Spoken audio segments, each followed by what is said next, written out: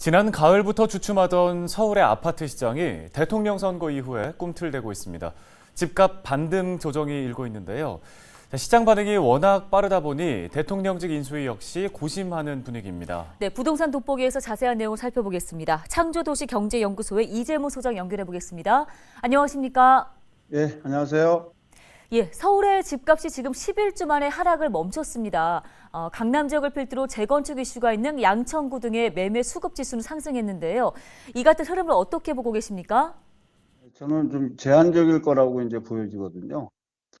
이제 재건축에 대한 기대 심리가 이제 올라감으로 인해서 매매 수급 지수가 일부 좀 상승한 지표로 나타나는데 거래량이 지금 전혀 뒷받침이 되지 않는 상황이거든요. 이거는 이제 여러 가지로 해석될 수 있는데 일단 가격 고점에 대한 인식에 대한 어떤 피로감이 좀 시중에 누적돼 있고, 그다음에 이제 금리 인상에 대한 어떤 우려감이 있어서 규제 완화라는 훈풍이 불고 있어도 그 영향은 상당히 좀 제한적일 거라고 생각을 합니다. 네, 인수위가 TF까지 출범해서 부동산 세제 개편에 집중할 예정인데요. 부동산 관련 세금을 전반적으로 완화하겠다는 입장으로 알려져 있습니다. 부동산 세제의 합리적인 개편은 어떤 방향으로 가야 한다고 보십니까?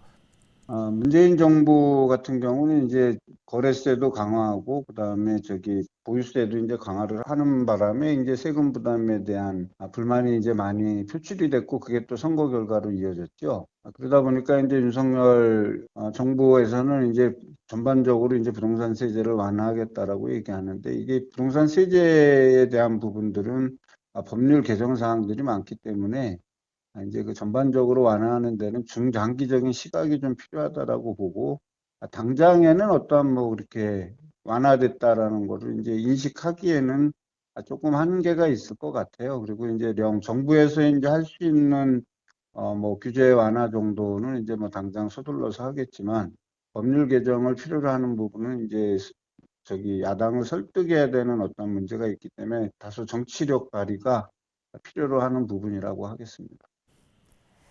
네, 말씀하신 것처럼 시장의 빠른 반응에 인수위는 부동산 규제 완화와 관련해서 속도를 조절하겠다고 밝혔습니다. 무엇보다 현 시점에서 매수 고민하시는 분들이 많이 혼란스러울 것 같은데요. 실수요자들을 위한 도움 말씀 주신다면 한 말씀 부탁드리겠습니다. 뭐 속도 조절은 당연한 현상이죠. 뭐 이거를 일시에 뭐 전쟁하듯이 모든 규제를 다 완화한다는 건 현실적으로 불가능하기 때문에 시장의 상황을 봐서 이제 어떤 규제를 완화하고 또한 정책을 도입한다라는 거는 뭐 당연한 조치인 것 같고요. 이제 현재 이제 매매 매수를 고민하시는 분들은 이제 이걸 내가 집을 사야 되나 아니면 또 규제를 완화해서 부동산 가격이 올라갈 것 같은데 내가 지금이라도 사야 되나라는 그런 고민들이 좀 많은 걸로 알고 있습니다. 한편 또 다른 측면에서는 금리 인상이라든지 이런 부분들이 있어서 섣부르게 집을 사거나 이런 것보다는 좀 관망하는 태도가 좀 필요하고요.